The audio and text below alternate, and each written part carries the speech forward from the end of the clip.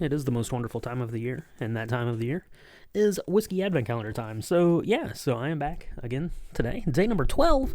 We're 12 days to Christmas. We're halfway through after today on the tasting, right? I got 24 days worth of whiskeys in here, and I am just blowing through these. So, hopefully, everyone out there is having a good December, staying safe, staying sane, fighting traffic. That always gets worse. Lines are longer places. So, have a dram, relax.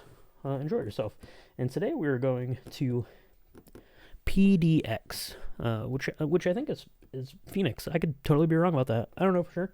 But that is where we're going today. I don't even have it up there. Can you see it? Right there on the side. Number 12. There. These go in order, which is helpful. Because some of those bounce around, and then you have to search it out. But now with whiskey, just straight in order. So we're getting straight to it today. It is a product of the USA, so we're going to see if my airport code knowledge was up to snuff. And then we will see if my whiskey knowledge was equally up to snuff. Number 12, American Single Malt Whiskey. Love that. Tin Cup is one of my favorites. Single malt whiskeys. Not Tin Cup. What am I even saying? I don't even remember what it is now, to be honest. Not Tin Cup, though. 46%. 46%. Okay. All right. So let's crack this open. Take a look. I'm excited about this single malt whiskey. You do see a couple of those every once in a while here in the U.S. And those are always interesting because they're going to have some malted barley in them. They're going to be pretty sweet usually. On the sweeter side, a lot of honey and things like that. So pouring that in there. That looks lovely. Oh, that's interesting. Okay. All right, so let's take a look at the color. You can see much, much darker. Yesterday's very, very pale Scotch. Be damned. Look at that thing. That thing is dark and luxurious. It's a little darker on camera than it is here, but yeah, definitely burnt honey is the color I'm going with to describe it as. And as far as smell goes, ooh, that is really interesting. This is going to be tough to pin down here today because this doesn't smell like anything I've ever smelled before. American Single Malt Whiskey doesn't really give me many hints here. So let's. Okay, it has kind of like this scorched honey kind of a thing. Like it smells kind of bitter but sweet at the same time, but not like in that creme brulee kind of way because you get that aroma and flavor quite a bit. This is far more intense than that. Definitely that. Definitely some residual sweetness right there. 46%. That's not crazy high, but yeah, definitely kind of burnt in a way. I don't know if that's like some American barley or what we got going on there.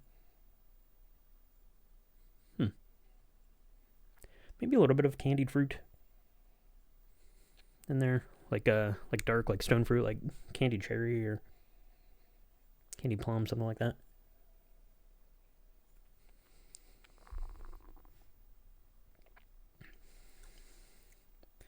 Oh, that's nice. It tastes way better than it smells. On a side note. Oh, that's nice. Okay, I'm getting a lot of the character there of the barrel, but that's still super, super interesting. I don't know if there's some American. It's not really like peat. It's not like a peat smoke to it, but it does have some kind of like ashen kind of flavor to it, like a campfire kind of thing, which is not specifically the kind of smoke I associate with Scotch whiskeys, but kind of like that, a little bit of that charcoal ash kind of filter thing going on. Definitely sweets, definitely some honey there, some burnt sugar, super burnt. I don't know. I'm not describing it particularly well because it tastes pretty good. Like I said, it doesn't smell. No, but taste is good. I like it a lot. Let's see what the old book has to say. PDX. It doesn't even say. Oh, there we go. Portland, Oregon. Okay, I was close. Not really. Phoenix, Portland, Oregon. One and the same. There we go. Westward Whiskey. Okay. Westward Whiskey. This is the single malt stout cask whiskey finish. Okay. So Westward, is that the single malt who I was thinking of before? I think it is. Westward Whiskey. Yeah, single malt. That's the one. Not Tin Cup. Cut that. Okay.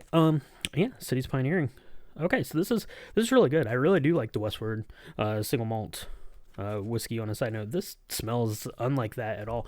Knowing what I know now, single malt stout cask whiskey finish. No. Definitely though some of those dark notes. If you've had like a stouts, like even like a Guinness or something higher ABV that you might get here in the States, I don't know. It might say what brewery this is coming from here once I turn the page, but you definitely get like that astringent, like way like over roasted kind of a thing, like a burnt coffee bean kind of a thing. Like that's the kind of like burnt like sweet sensation I was getting. Let's take a look at the tasting notes here and see what they say, and then we can turn our attention. Well, that big one right there, hazelnut. Okay, I could see that. Kind of bitter there. Hazelnut, milk chocolate, honey, barley, banana. Is that what this is? Yep, banana. Sure enough, almonds. Come on, camera. Come on, camera. It's totally not doing its job. Almond, vanilla, mint, and citrus in there. Yeah, definitely honey. Definitely that barley. The milk chocolate. Yeah, it does. Actually, now it's had a little bit of air. It kind of smells like a glass of like chocolate milk, almost. I don't really taste the chocolate as much, but it does kind of like smell like a chocolate milk, like kind of chocolatey and kind of milk-like, I guess. So that makes sense. I guess that makes sense. Banana, I didn't really pick up a lot of banana flavor. Maybe as I like sip through this entire thing, I might pick up a little bit more of the banana. It could be like some sort of like off flavoring from the stout that it's picking up potentially. I don't know. It could also be just part of like the grain bill, the fermentation that they're using there. I don't know for sure. Westward Whiskey, founded in 2004. Yeah, leads the way in American single malts. Absolutely. Okay. Reflects the Portland signature audacity and craftsmanship. Well, it doesn't tell me anything about what kind of barrel this is. It does not. It does not say. Locally malted barley and a flavorful pale ale. Oh, okay. That's interesting. Pale ale beer in there. Okay. All right. Well, there you go.